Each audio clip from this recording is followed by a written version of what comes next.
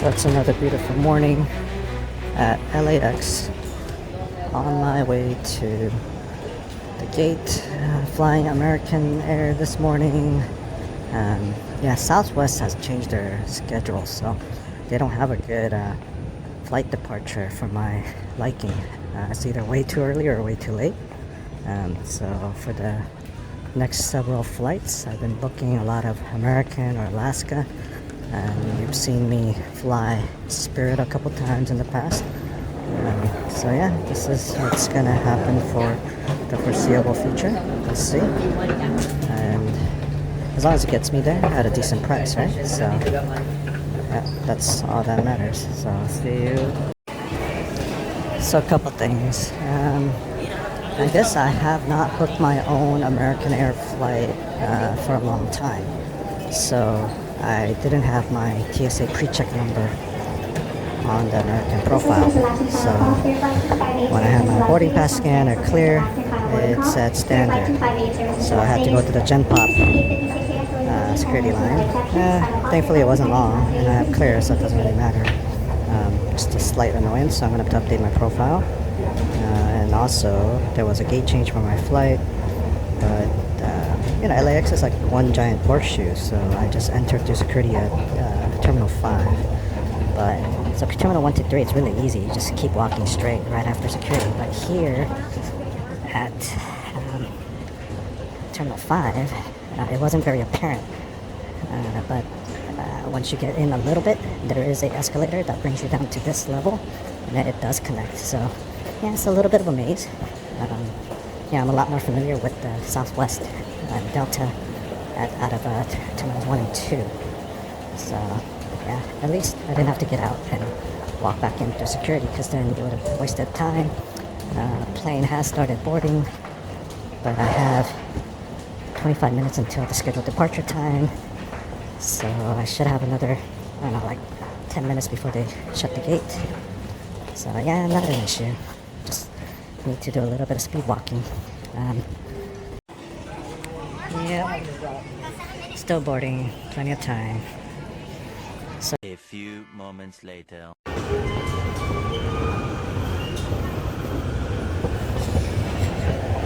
we're back. Alright, so this is a recap of my trip to Venetian Palazzo. This is my first time being back after being busted at the table for recording. So yeah, a couple interesting things related to that. I had mentioned I'm not kicked out, I'm not trespassed. I don't have, I still have my comps available to me. I booked an offer through my host. She didn't mention anything out of the norm. And yep, I got picked up at the airport, arrived, room was ready. I actually didn't even set foot in the room. I'll come back to that a little later. And then, yeah, I picked up the free bet chips and played. But once I got to the table, that's when it was a little, you know, weird. Unusual, I guess, not so weird. So just like last time when I, you know, presented my player card and asked for my marker, the boxman, you know, he's on the phone. There's some sort of note or hold. I'm going to talk to one of the boxmen that I'm more, you know, familiar with later on to see if they can tell me exactly what it says in there. But yeah, the guy gets on the phone for a while. But it also didn't help that this was right around shift change. So yeah, all of that's going on. So it takes a little longer than usual, but you know, yeah, it takes a while for me to get my money. You know, the table that I joined, it was the table that I hit the ATS bonus with the 100 on the all before, and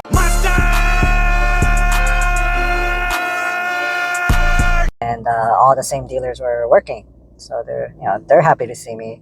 I was a regular before then, and you know, I've seen most of the dealers anyway. But yeah, when you smack the bonus for, you know, more than $15,000, everyone kind of remembers you, especially because the dealers got hooked up pretty nice on that hit as well, and I, you know, threw them an extra tip at the end when I was coloring up. But anyway, coming back to the trip this week. So yeah, the bonus was empty. You know, they're coming out, so I didn't want to miss out. So I just quickly just like changed like $40 just so I can get on the bonus. And then I figured that I would get my chips, but it was still taking like another minute, another 2 minutes. So when the dice came to me, I bought in for like 300, you know, cash, just real quick, just so I had something to play with. And then finally the marker comes out. And then after the marker comes out, one of the guys from the pit comes around, you know, kind of, you know, motions for me, and he says, you know, you can play, but you cannot record. So of course, yeah, I understand. So yeah, they got my eyes on me. So yeah, that's how it went. Other than that, it's fine. You know, the dealers and I, you know, we're cool. We're having fun, even though it wasn't going that well. Yeah. So played for a little bit on the Venetian side. They had 2 regular tables open, no crapless. Played not so good. So I was in for. I initially bought in for 3,000, added on another 2,000, and then, you know, I ended up with something like probably like 2,000-ish in chips. And I figured, you know what, it's kind of a good spot to take a break, get some lunch, and you know, just reset. So I colored up and I started walking. But before I left that area, if you're familiar with Venetian, from the craps table, right next to it are the roulette tables, and then it's the cage. And I play at that roulette table, that one particular roulette table, many times. I've posted some, you know, a couple of videos from the roulette table as well.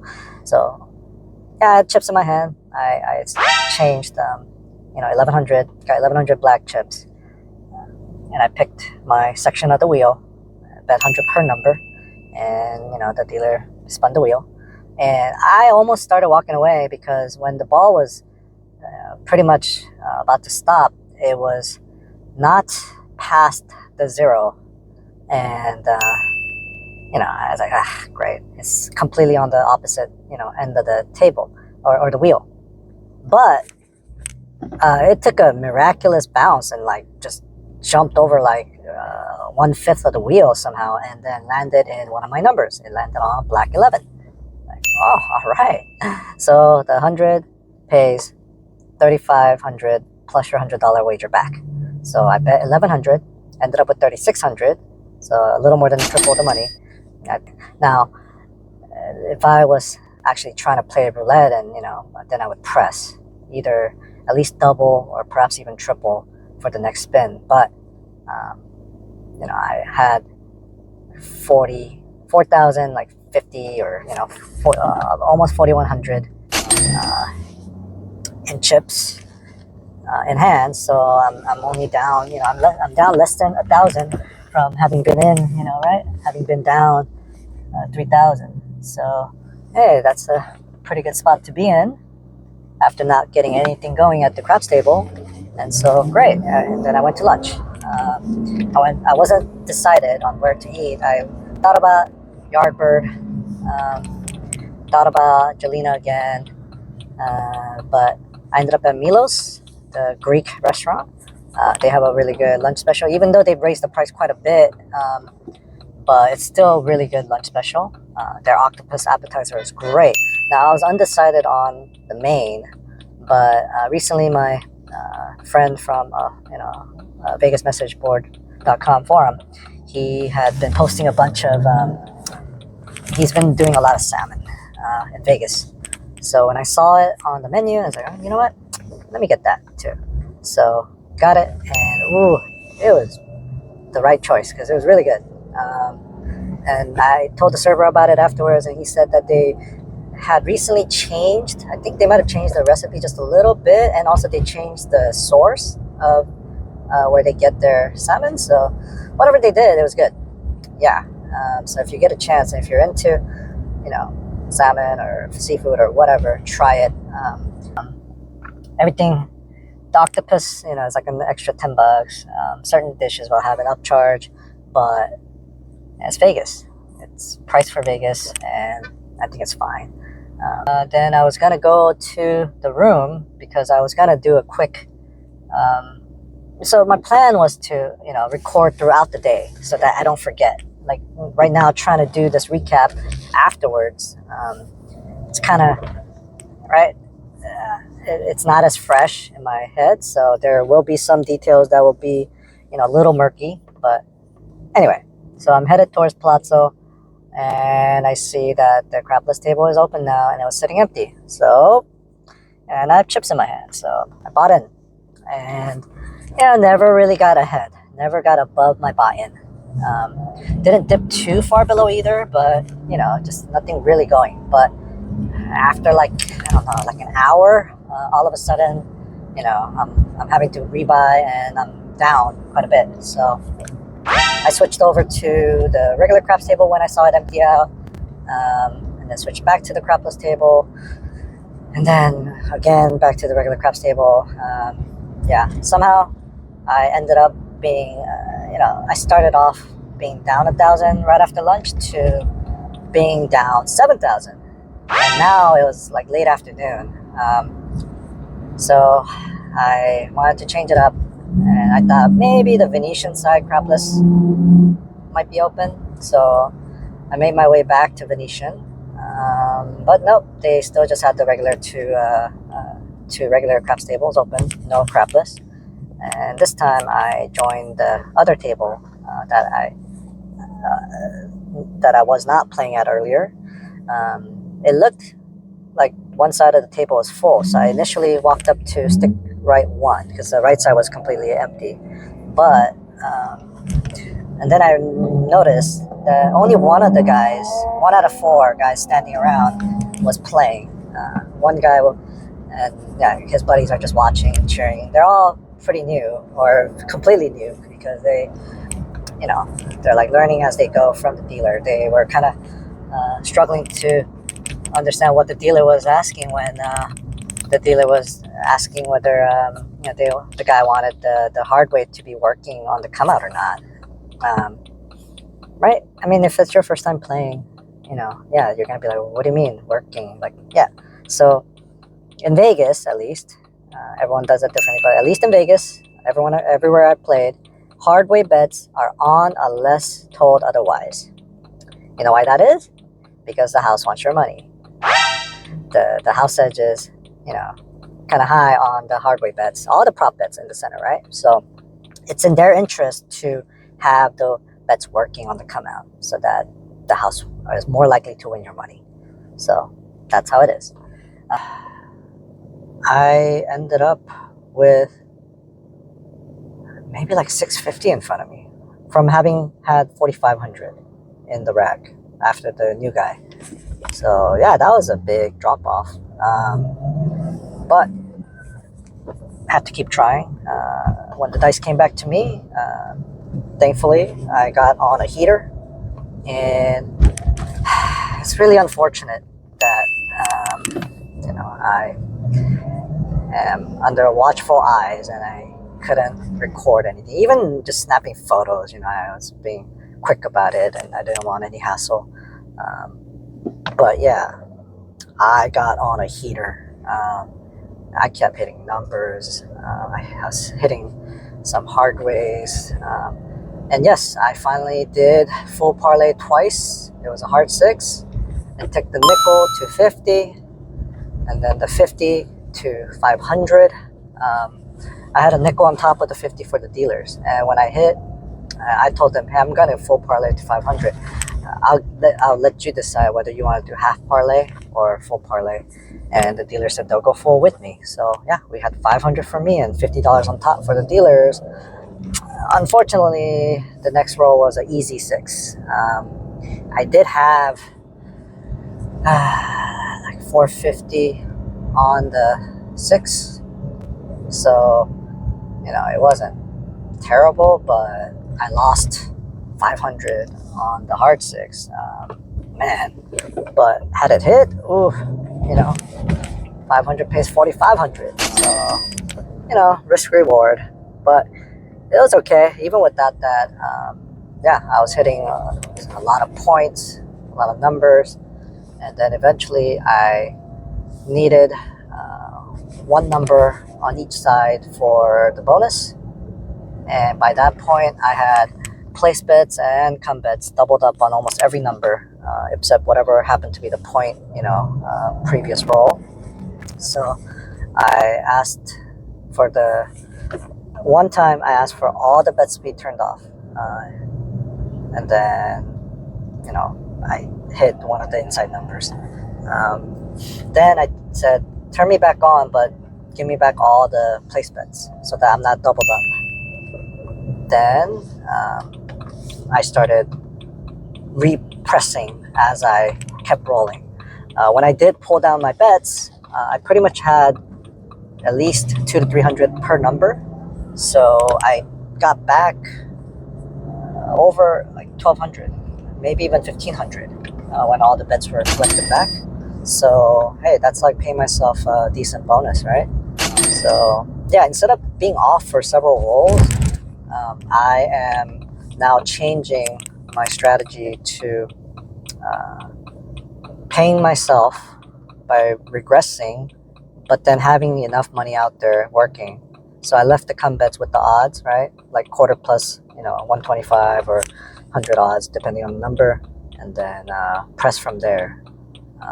The hard ways, I left them up as they were. I pretty much had 100 on each hard way by this point. We were getting a lot of close calls, good ones. Like one roll in particular, I rolled, one die landed where it normally lands, out in the open, and it showed a 6. But the second die took a weird tumble, and it ended up rolling off to the left as I'm looking towards the other side, and it landed directly behind a chip stack, dealer's working stack. So then everyone's like, oh, can't see it. So I was like, oh, what is it? It was a 6-2, 8. So yeah, but it's a good sign. I was seeing a lot of 5s and 6s on my rolls, like one of the die showing 5 and 6. So we were just getting close. Man, I don't know how many times I rolled the ace deuce as well, just being wasted, right? Where were those when I was at the crapless table earlier? But yeah, so after that 6-2-8, right? I threw a nickel on the midnight straight up for the dealers, and then threw the dice, bang. Both of them landed, pretty much in front of the wall, and 6-6 for the midnight.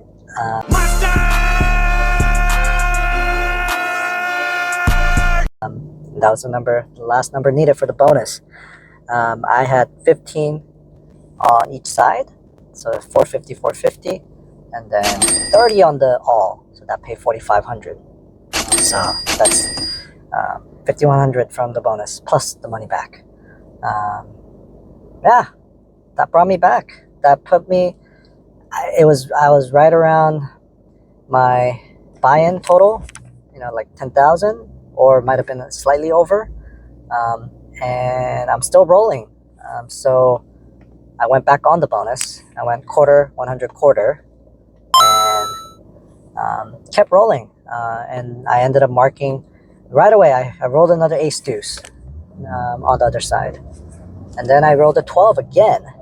It's like, damn, where's that crapless table? But anyway, so yeah, it was a good start, right, to the bonus.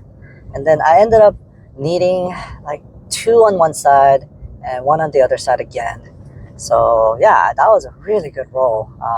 Then eventually 7'd out, but man, it would have been so amazing if I could have smacked another max bet ATS bonus with the 100 on the all, especially with everyone keeping their eye on me, right?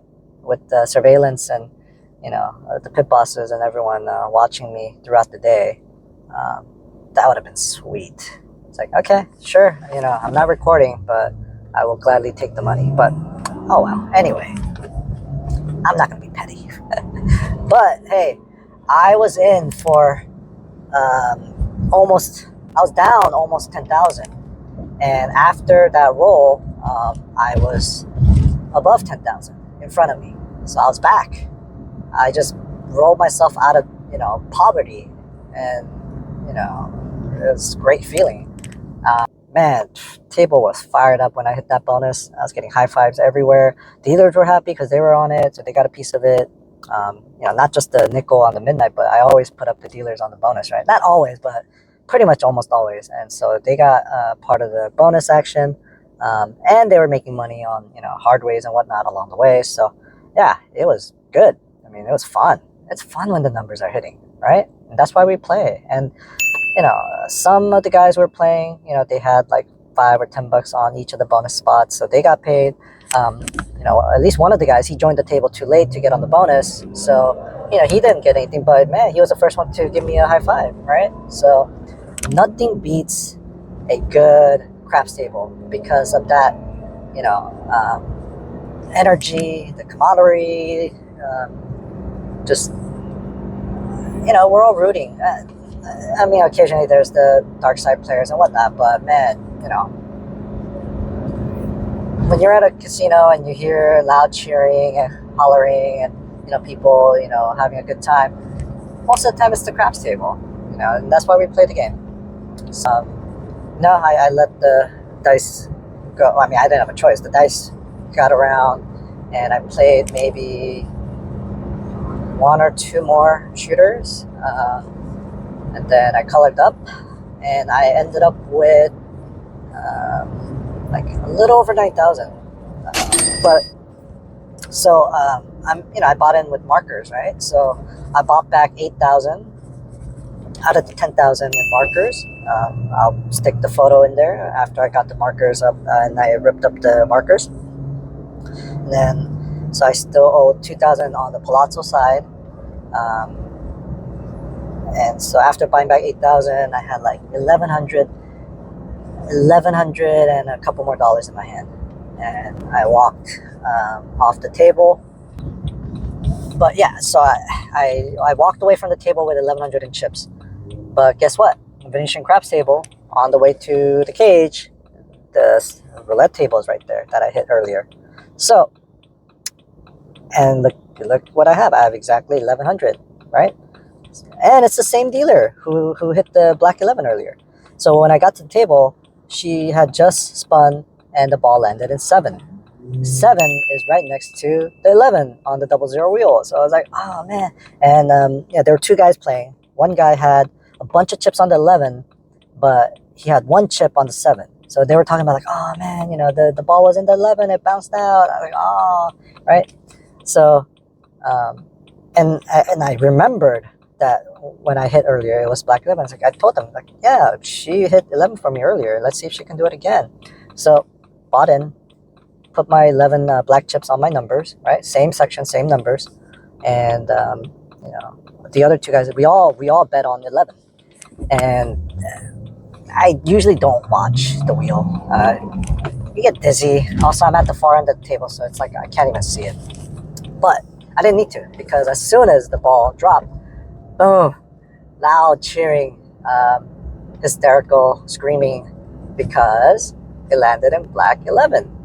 I actually had a couple of chips in my hand, and I was thinking like, do I want to, I thought about putting it on 11 for the dealer and saying, this is for you. I should have, because that would have been a nice tip for her. But anyway, yep, she hit the 11 again, and so my 1,100 turned into 3,600. I threw her another quarter, and I went to the cage. So considering the 2,000 that was still owed for the Palazzo marker, and the fact that I had bought in for like $340 cash in the beginning while waiting for my marker, when everything was all said and done, I ended up positive $1,245 for the day. It's not a huge win, but after being down almost full 10,000 until, and this was like, at like 6 p.m., right? That I was down 10,000 for the day, and within an hour and a half, I had won back 10,000 and more. I am not ever going to complain about, a day like that.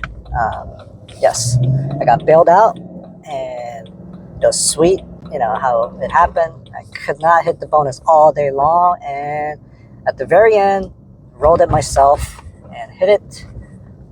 Had a great roll. Only thing missing was that I couldn't get any of it on.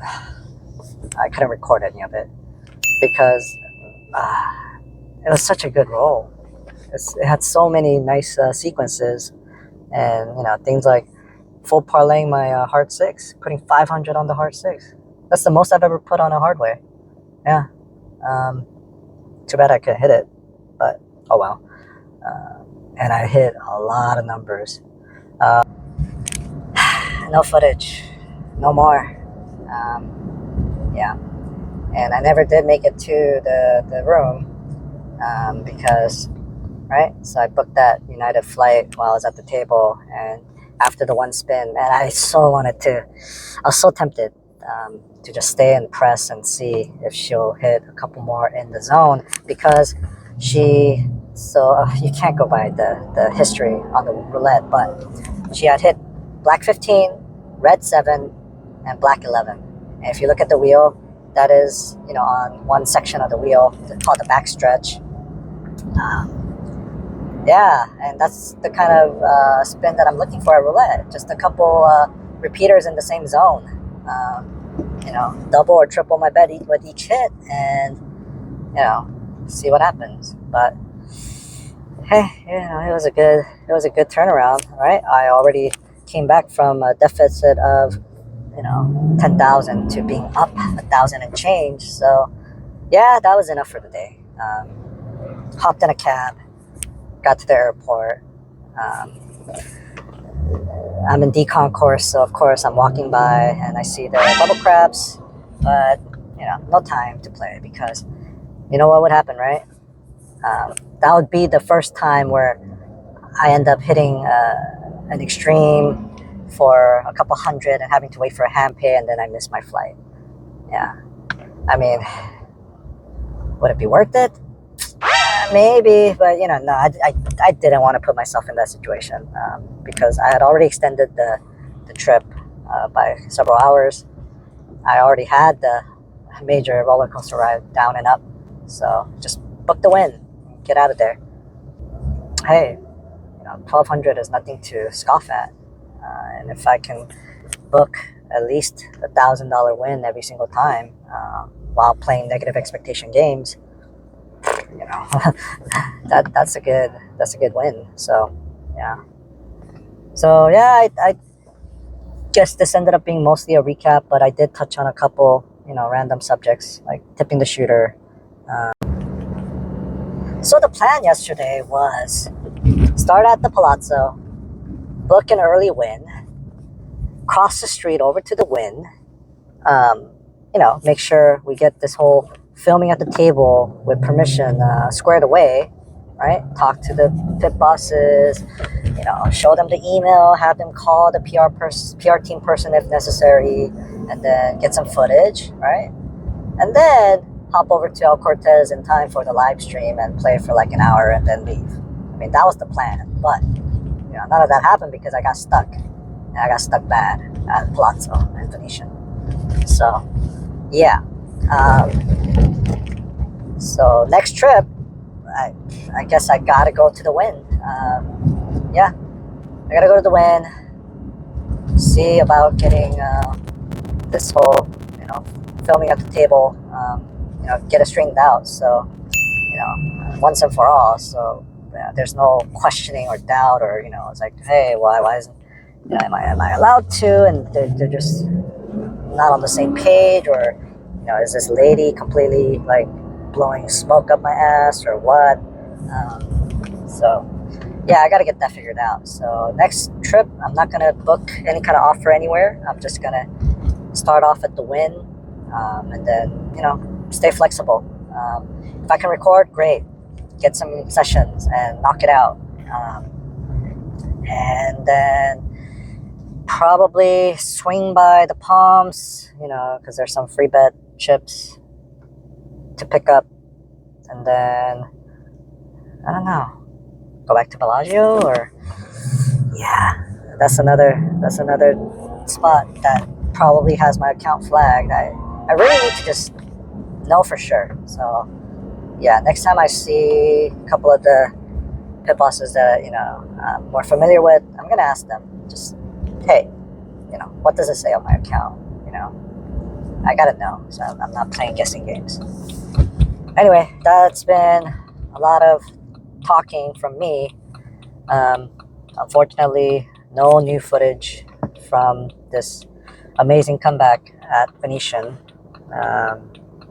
but hopefully next time, maybe at the win.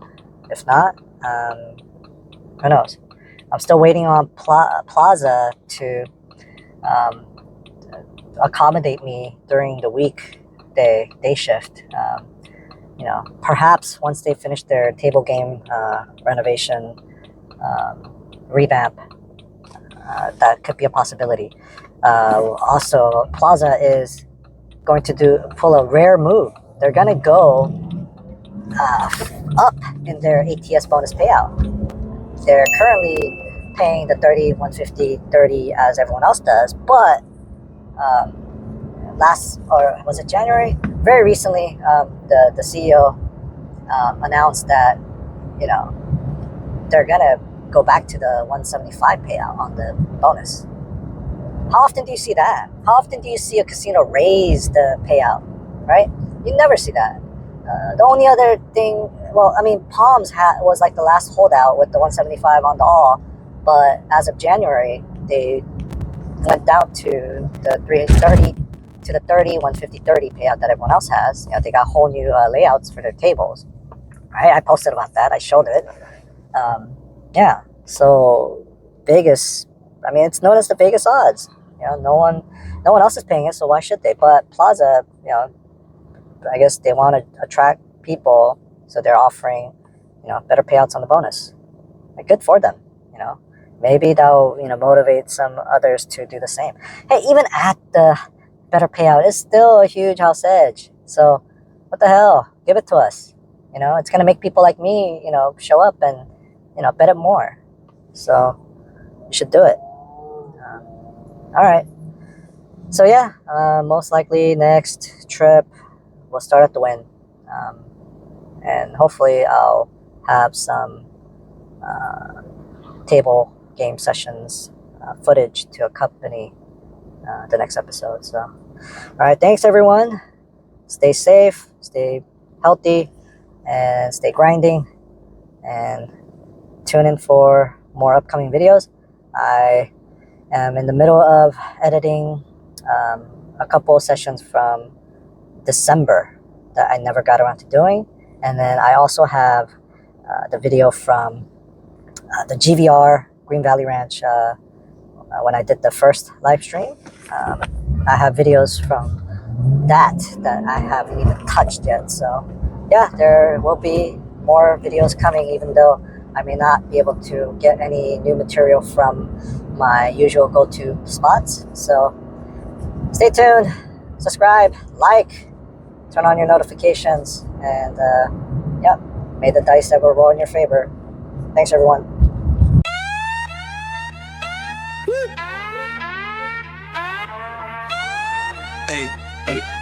Day tripper, chip flipper, quick hitter, stack figures, wrist flicker, big winner. Tables alive, dice in the dough sky. Tables alive, dice in the sky. Seven stay distant, I'm ready to ride. Palms itching, my mission precision, no superstition. Quick decisions, bankroll rising, watch the vision. Bellagio bets, precise finesse. Palazzo with parlays, no place for regrets. One flick, dice twist, life switch, no glitch. Hop the foe, press the six, bankroll thick. Highs and the lows, it come with the road. But I'm 10 toes down, gotta stick to the code. Day tripper, chip flipper, quick hitter, stack figures, wrist flicker, big winner. Tables alive, dice in the sky. Seven stay distant, I'm ready to ride.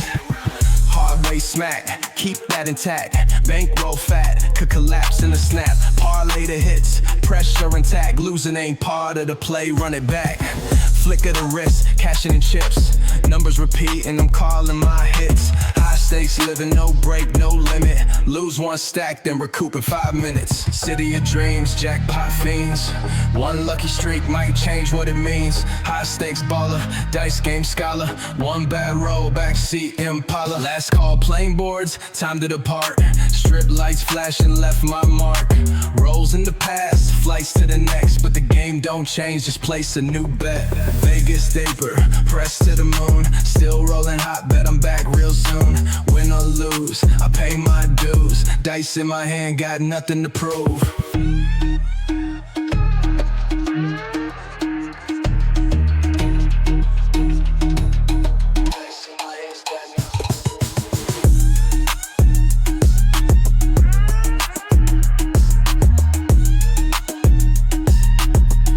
Reverse to the moon.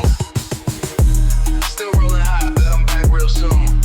Bet I lose, I pay my dues. Dice in my hand, got nothing to prove.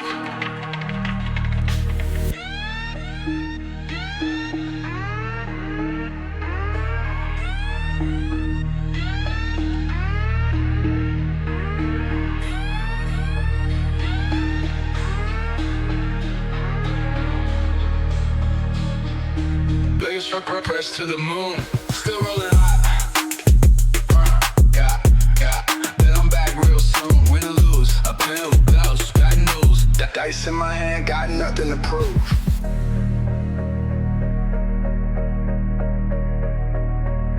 Tripper, chip flipper, quick hitter.